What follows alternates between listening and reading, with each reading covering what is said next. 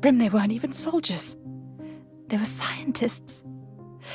They didn't have a chance to... Sorry, I have to go. Call me back, please. Valorant's lore has continuously been updated ever since its release 2 years ago. The story is transcending into an extremely complex web of all sorts of different stories being told at the same time. But ever since the introduction of Brimstone's office being accessible to us, the players, the storytelling has ramped up into the fast-paced, emotional roller coaster it is today. In this video, I'm going to share what I believe to be the most influential and impactful stories ever to be told, originating out of this very office. These quotes changed Valorant's lore forever. Alright guys, I'm going to cut straight to the chase. Skip the appetizers and go straight to the main course. And that main course is information. If you want to learn more about how well you're doing or how good the enemy team is, to see if you should be shaking in your boots or not, there's only really one good option, and that's Valorant Tracker. Valorant Tracker is built on top of Overwolf and has the magic to tell you everything you've ever dreamed of. Who is statistically your best agent? Done. What map do you play on the best, and which one do you suck on? Order up. Are you actually good at using the Vandal, or do you need to use the Phantom instead? Valorant Tracker will humble you quicker than anything else. But of course, the biggest appeal to Valorant Tracker is the fact that you can see how good your enemies and teammates are. If you got a god tier Jett on your team and Valorant Tracker says they have an amazing KD, well, you best believe you'll be that Jett's little pocket sage, keeping her all healed up. Use my link in the description or the pinned comment to download Valorant Tracker for free, and thank you Valorant Tracker for sponsoring today's video. We all know that the voicemails the agents on the Valorant protocol send to Brimstone usually supply us with a huge amount of lore with the intense emotion of the agents as they're talking to Brimstone. Well, I guess talking to Brim's voicemail because he never answers his phone apparently. But regardless, I wanted to pick out 5 of these voicemails with the most impact on the story, or which ones affected me the most on an emotional level. Let's get started. The first quote is actually a pretty recent one sent from Fade to Brimstone. This happened right after Fade was pretty much the guinea pig of testing out the newly constructed teleporter built by Killjoy and Neon. I am back from Omega. You got lucky. The inbound terminal is abandoned. It is safe for us. I checked the area but could not go far. I felt fear all around me. The whole city is on edge. I do not know why. But in the mines I touched, I saw a place of secrets. It is near another terminal. If you want answers, that is where you must go. So the reason why this one is extremely important because it gives us so many clues and answers the questions we've been dying to know for weeks before this update. Firstly, yay, good job Killjoy, the teleporter works and didn't kill the person traveling it, nice. But also Fade's top secret mission to Omega Earth, previously called Mirror Earth, actually went really well. She was able to gather a considerable amount of intel while there. She wasn't captured immediately, which was good. She was able to sense that everyone there was on edge, and she felt an extremely secretive place not too far from the teleporter terminal. This leads us to believe that whatever place Fade felt is most likely going to be the battleground of the upcoming map for Valorant. So you can see why this arguably small quote actually has a ton of power with it. Up next is another quote, but this time coming from Yoru, where he tries to explain to Brimstone on what he found when traveling back to Icebox after not having been there for months since stealing his mask back. This single quote right here opens up so many new paths the story of Valorant's lore can take us now. Just have a listen. It's me. I know you told me to leave S22 alone, but I went anyways. Shit, it's freezing. I searched the warship again and found dimensional scarring on the sides. I'm telling you, this didn't sail here from Japan. And the armor. If Kingdom discovered Radionite 10 years ago, why is my mask filled with it? There's more to find here. I know we have other missions, but I won't turn my back on this place. You shouldn't either. So, just in case you didn't know, S22 is actually Icebox. The reason why this quote from Yoru is so important is because it totally destroys the idea that the first light, which happened in the year 2039, which is what, only 17 years in the future currently, is the first occurrences of Radionite being found on our Earth.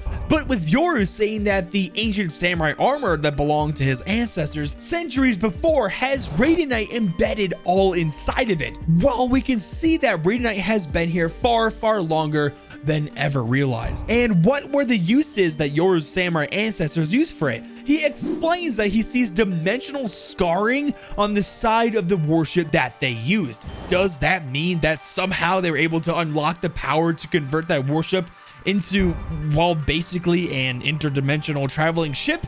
I mean, kind of sounds like it to me. Up next, though, is another extremely important and even more emotional quote coming from Viper. Again, this is a pretty recent one, but it really is a glimpse on the desperation that Reyna might have when it comes to saving her little sister, Lucia. Quick backstory for people who may not know. For a long time now, it has been theorized that Reyna had a little sister that died at the hands of Viper performing experiments on her in a kingdom laboratory. Everyone pretty much agreed that that's what happened and that Reyna likely didn't know that her little sister died from Viper. But in fact, that's not the case. Recently, the storyline threw us a twist with this voicemail sent by Viper. Rim, I need you to increase Reyna's mission assignments. She has to collect more souls. We're already pushing the boundaries of the equipment, but I need more. It's the transfer process. I'm losing too much in the conversion. For every unit infused, another 2 are lost. Life energy isn't exactly my area of expertise. I know this has dragged on. I thought I'd have a solution by now, a way to stabilize the chemical radiant equilibrium, but we owe it to Reyna. Collecting enough life for the both of them, it can't be easy. As long as the child lives, I have to keep trying. Because if we fail, I don't know what Reyna will do. So, you can see why this is huge for not only Reyna, but the overall story of Valorant as a whole. Because now we know that Reyna's little sister, which her name is Lucia, is actually alive, but hanging on by a thread apparently.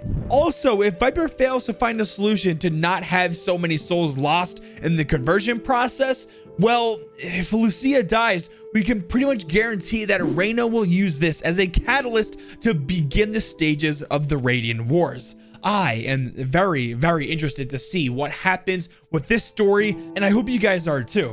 Up next is a follow-up to the Yoru story we talked about earlier. Remember how Yoru went back to Icebox to try to discover more hidden information about his ancestors and the strange things happening with the ship? Well, he took another trip there again, and something extremely weird happened to him. Brimstone, something happened at S-22. I was walking the warship again when I felt something different. The dimensional fabric was weaker there, older. I could feel seams that someone left a long time ago. And then I fell into a space that wasn't just A to B. It felt more like now to then. I pushed forward as far as I could. And Brimstone, I heard someone calling to me. I didn't have time to answer before the rift closed. But I swear to you, I knew her voice. So it definitely goes without saying that yet again, Yoru's quote gives us more questions than answers. Why was the warship dimensional fabric weak where it has laid for like centuries now? What was that place that Yoru was describing to us, and who was that woman that he heard? As of right now in the recording of this video, we still don't have any answers, and it's been quite a while now. Now, I do get it because there are so many different plot lines going around right now, but come on, like this is some major news. Are there any other places on Earth that have these extremely weak dimensional rifts as well? Like for example, maybe the lake that is said where Astra obtained her powers as a child, or maybe about the lightning strike on top of the mountain where scientists discovered a baby there, that baby being Neon. I desperately want to know more about this because I have so many questions and theories on what this alternate dimension is. But before we get into the most important and emotional quote so far given to Brimstone, I want to give a quick honorable mention. Brim, we can't pull this off any longer. We need more scouts. You have to stop relying on Sova. I know, you trust him, he's capable, but he's one man and he's exhausted. Not that he admits it. Heaven forbid your golden boy ever let you down. Cypher's network is invaluable, but it's a crutch. It doesn't replace our need for agents in the field. We're losing Brim. You know that, right? If we're going to survive, we need more information. We need more eyes.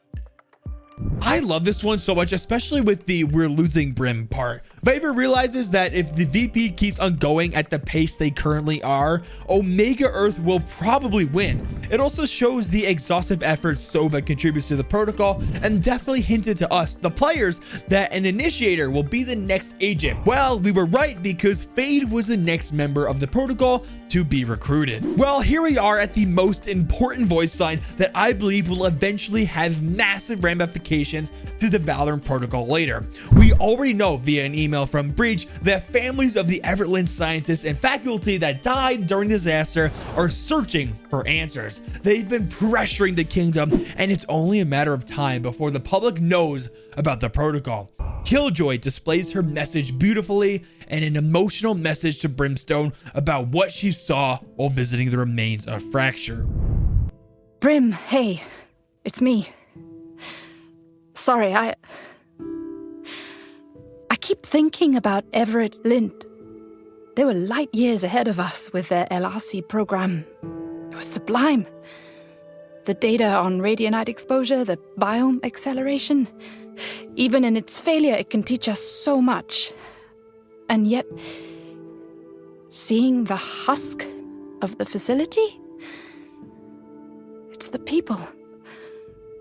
All those people. Brim, they weren't even soldiers. They were scientists. They didn't have a chance to... Sorry, I have to go. Call me back, please.